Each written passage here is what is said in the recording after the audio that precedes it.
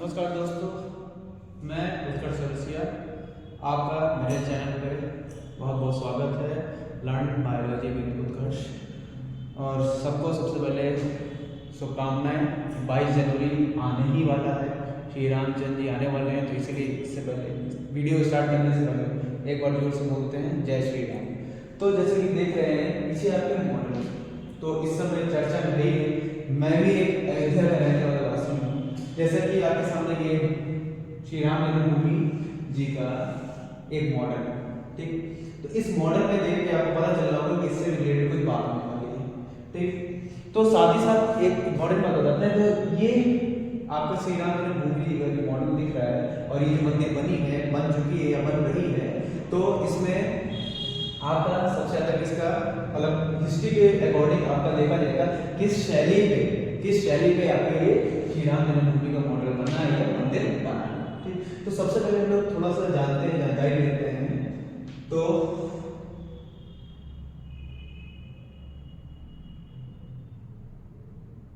जैसे कि इस तरीके का मॉडल आपको दिखता है जहां तक आपको मिल रहा है, लेकिन अब इसमें क्या क्या चीज बनी है और किस तरीके से बनी है, हिस्टोलॉजिकल किस शैली में, कुल मिलाकर हमको बात करनी है किस शैली में बना है। हिस्टोलॉजिकल टेक्निक होती है, देखिए कुछ बनती है द्रविड़ शैली में और कुछ बनती है नागर शैली में। तो हमारे श्री राम जन्मभूमि का जो भव्य मंदिर बना है, ये किस शैली में बना है? नागर शैली में, ठीक है। किस शैली में बना है?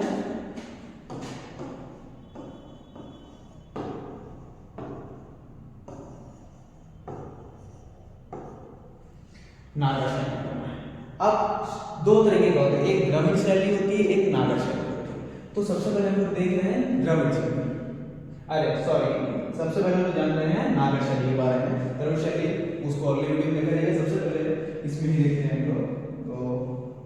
तो जैसे कि आपको ये मॉडल दिख रहा होगा, श्री राम जन्मभूमि जी का मॉडल है, भव्य मंदिर जो आपका बन रहा है।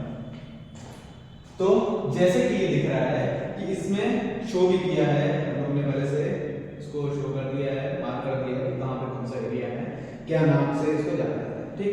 तो सबसे पहले मंदिर की सीढ़ियों से स्टार्ट करते हैं, क्योंकि सबसे पहले जो भी भक्तगण 22 जनवरी से भगवान श्री रामचंद्र जी का दर्शन करेगा तो इसी सीढ़ियों से स्टार्ट करेगा।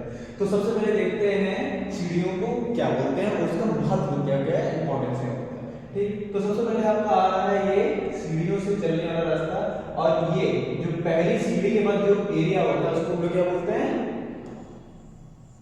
जाप्ती। क्या बोलते हैं? जाप्ती। अब जाप्ती का क्या इंपॉर्टेंस है? जाप्ती क्यों बनाई जाती है? देखो, जाप्ती बनाने का ये महत्व होता है या ये इंपॉर्टेंस होता है कि इंसान जो भी भक्तगण है यहाँ से मंदिर से एंटर करें सीढ़ियों से, और यहाँ पे थोड़ी देर उनको वेट करने हैं, मतलब यहाँ पे एक लंबी लाइन लग सकते हैं। इसलिए नागर शैली में ऐसे बनती है मंदिर कि यहाँ पे नागर शैली लगभग से आकर नॉर्थ में, सीधी बात ये तो पहले से पता होगा आपको, ये कंप्लीटली ज्यादातर आपकी नागर शैली नॉर्थ पाई जाएगी और द्रविड़ शैली लगभग से कहां पाई जाएगी? साउथ में, ठीक। तो जैसे कि ये दिख रहा है जाप्ती क्या है? ये वो एरिया है जहां पे कुछ देर लोग इंतजार कर सके, खड़े होकर यहाँ से ही आप लाइन लगा सके कि मंदिर से जो आपका भगवान जी से कोई भी भगवान आपके स्थापित है उनका दर्शन करेंगे। अब दूसरा आता है आपका मंडप बनाए जाते हैं, ठीक। 3 मंडप बनाए जाते हैं। देखिए मंडप जैसे आपको लिखा हुआ है, 3 मंडप दिख रहा होगा, एक मंडप ये, 2 मंडप ये, दूसरा मंडप और तीसरा मंडप ये,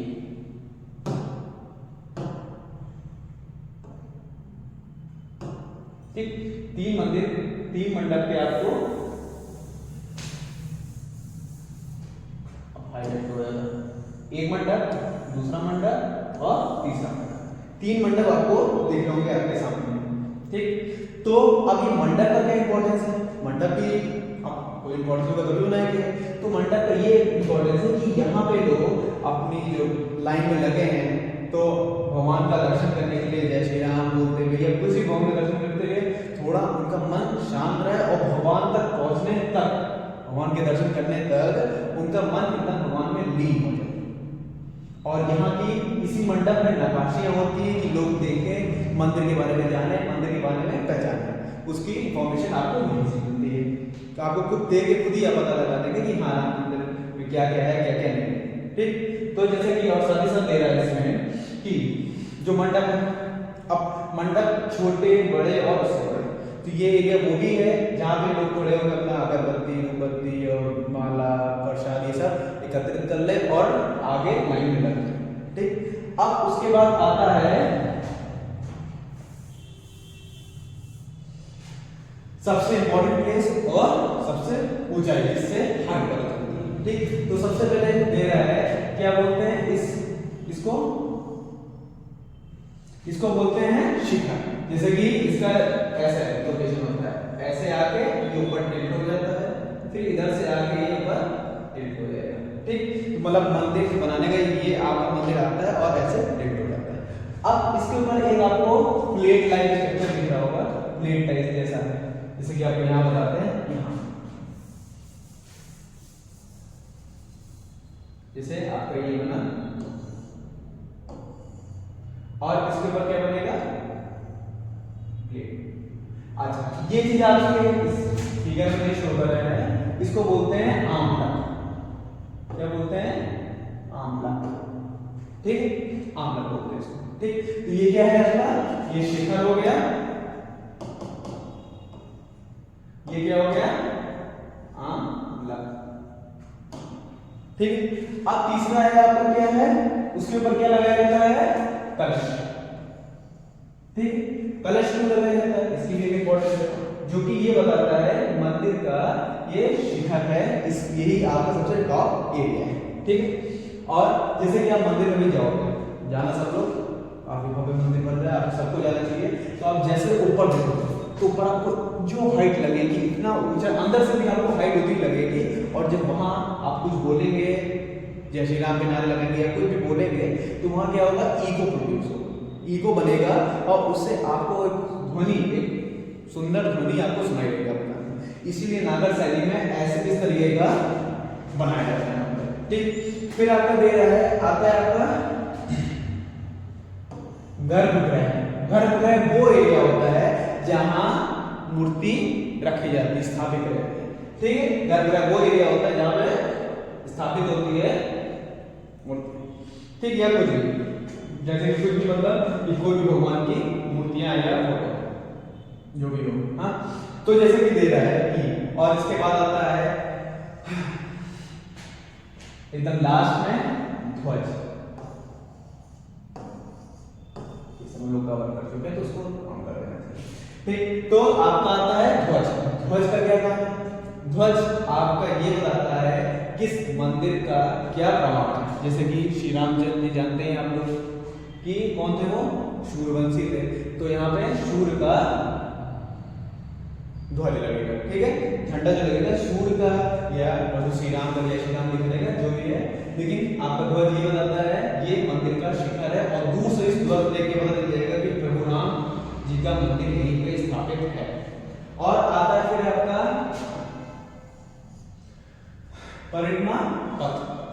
परिक्रमा पथ का क्या नाम क्या है, जैसे कि अब मूर्ति एक जगह स्थित होती है, हाँ स्थापित होती है, उसके चारों ओर क्या लगाते हैं हम लोग, चक्कर लगाते हैं, उसके चारों ओर चक्कर लगाते हैं, उसको क्या बोलते हैं हम लोग, परिक्रमा पथ, जिसको कि माना जाता है कि लगाया जाता है।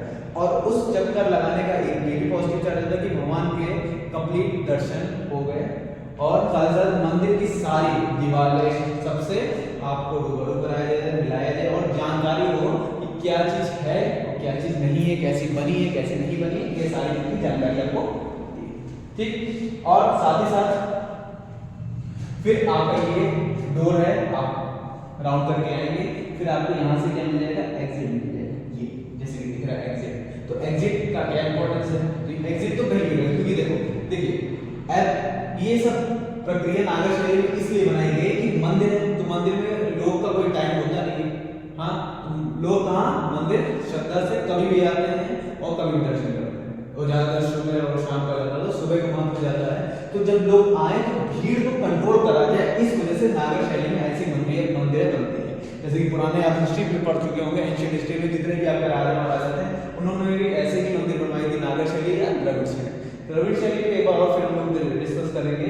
अब जैसे कि देखा ये यहाँ से आप एंटर किया, आपने रेस्ट किया, फिर आगे बढ़े, भगवान जी का नाम लेते हुए, जय श्री राम बोलते हुए आगे बढ़ते हैं, तीनों मंडप को पार करते हुए भगवान श्री राम जी का जब दर्शन करते हैं या किसी भी मंदिर का, अगर नागर शैली मंदिर, उस पूजनीय मंदिर के जो भगवान है, देवता देवी देवता है, उनका दर्शन करते हैं, परिक्रमा करते हैं, और आपका शिखर है ऊपर, कलश है, ध्वज है, और ये सब चीज पाई जाती है। और साथ ही साथ ये आपका एक एग्जिट अलग बनाया जाता है कि अगर क्या होगा मंदिर में, तो अगर एक ही तरफ से जाएंगे और एक ही तरफ से एग्जिट होगा, एंट्री भी एक तरफ से एग्जिट भी एक तरफ से, तो क्या दिक्कत होगी।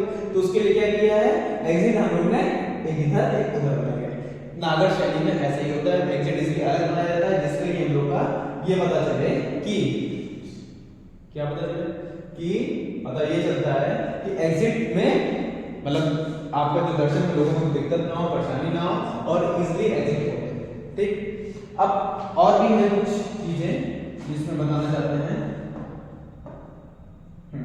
जैसा कि अब एक ये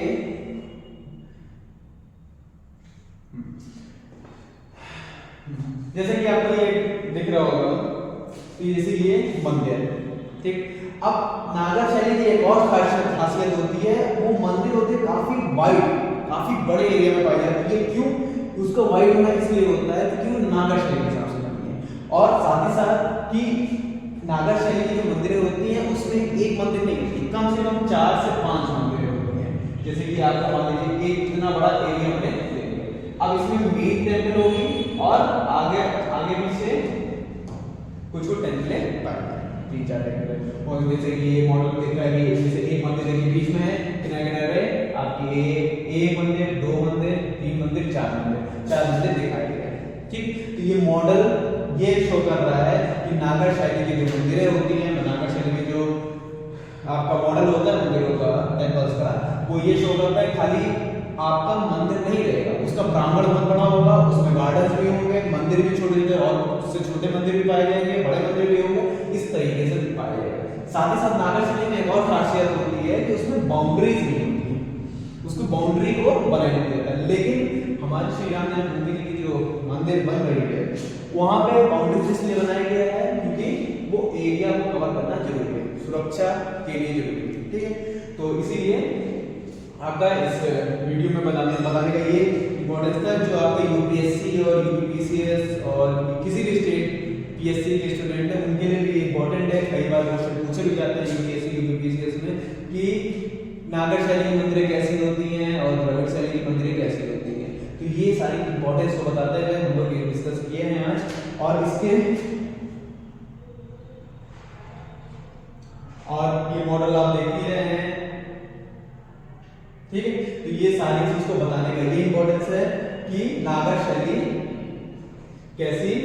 की मंदिरें कैसी बनती है, कैसी होती हैं और किस तरीके से बनाई जाती है।